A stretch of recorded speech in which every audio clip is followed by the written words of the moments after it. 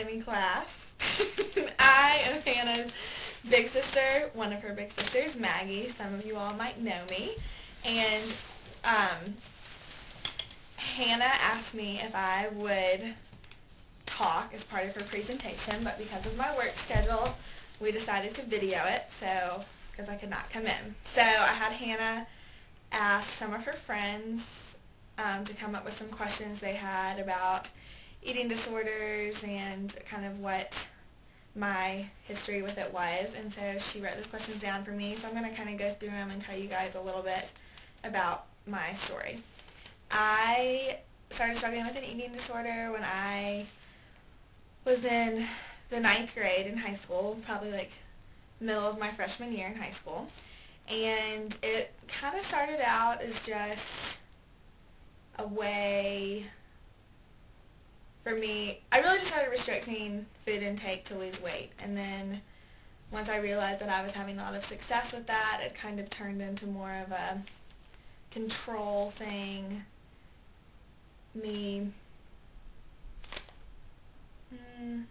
It's kind of hard to explain.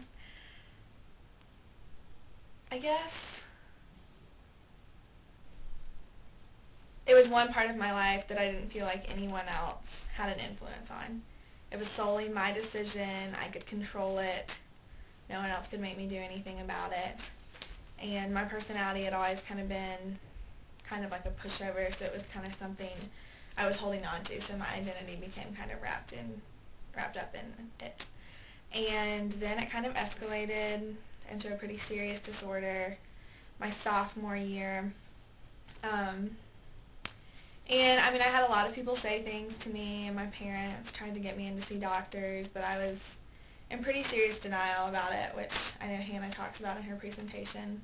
That's a pretty prominent sign of anorexia, is that you are in a lot of denial about having a problem. So I really didn't own up to having a problem until my senior year in high school. And I was actually doing a research project on exercise addiction and eating disorders when it kind of hit me like a 18-wheeler that I'm sorry, it's not funny. I just caught a glimpse of Hannah in the background. It hit me that that was me and that I really had a problem. So all my treatment was outpatient, but I did work very closely with a therapist and a nutritionist every week, and really continued that through my sophomore year in college. Once I moved down to Athens, where I'm in school at University of Georgia, I went to an eating disorder recovery center there as well. And I can officially say that today I am through it, if you can't tell. Woo! So you can overcome it, but okay, I have not even been looking at the questions. So let's see, what symptoms did I most experience? Well, talking to Hannah and some of the stuff she mentioned in her project, I experienced a lot of fatigue, mainly because I had a lot of insomnia. I probably took sleep medications for 4 years, and really just in the past year and a half to 2 years I've started sleeping really well without any help. But really your body's just so malnourished that it's just craving food, so it doesn't really want to let you fall asleep when you're starving. So that was something I experienced a lot. I experienced a lot of irregular heartbeats, or arrhythmia, I guess you could say. I had a lot of fast-paced heartbeats and felt a lot like I was going to pass out and that sort of thing. I definitely struggled with depression severely, and I did go on antidepressants when I went into treatment. That was something that both of my doctors felt would be helpful, and I think that it was. Okay, so those are kind of some symptoms. I've already talked to you guys about what triggered my disorder and how long it took me to confront it. How do people react to you when they knew you had a disorder? Really, I really could not have had a better support team. I was really nervous about people being really weird and judging me, but I think the bottom line is most people knew for several years that I had one, and so I think it was more, especially for my parents, I think it was relief that I was finally owning up to the fact that I had a problem and wanted to seek treatment and get better. So I know that was relief. It was probably hardest to tell Hannah, actually, just because being an older sister, you kind of know that the younger ones are looking up to you. So that was hard, but she was good.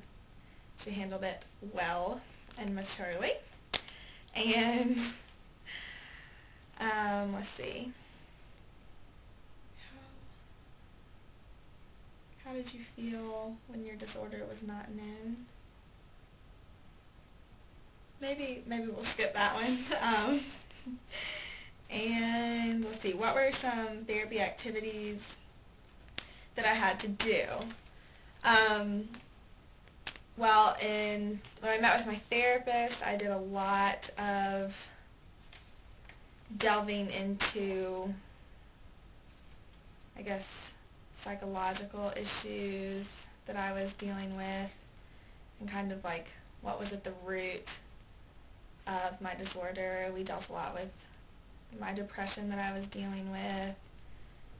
She did have one exercise one time where she wanted me to draw on like this huge sheet of roll-out white paper like how I thought I looked, and then she actually traced me, and so you could see like the difference of how I saw myself and how I actually was, which is pretty scary because I drew myself about probably like 7 or 8 inches bigger than I actually was, like width-wise.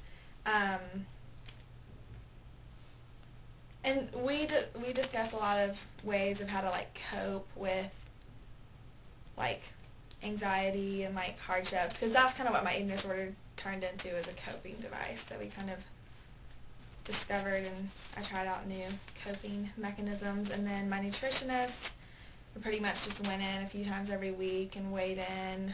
We devised meal plans. I had to have my parents sign off on if I was eating, what I had on there. I had to keep food logs.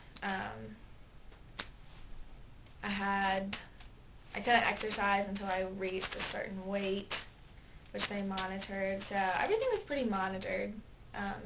Kept a lot of journals and records of what I was doing. So that's what was the most helpful to me.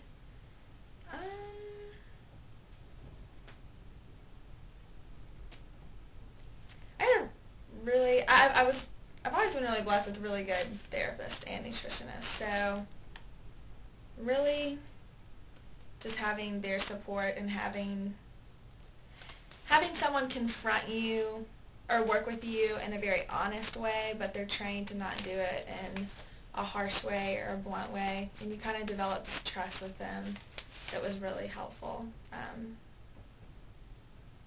So if that makes sense, I guess that is what the most helpful thing was to me. And I think that's all the questions, so I hope that cleared up. If you guys had any questions or wanted to know what it was like to have an eating disorder, it is a very powerful thing. It's a pretty much constant battle in your mind, but it is a very hard thing to confront.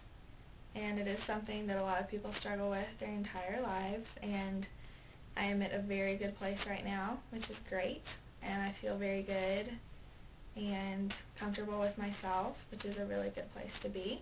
So hopefully that is encouragement to you all and informative.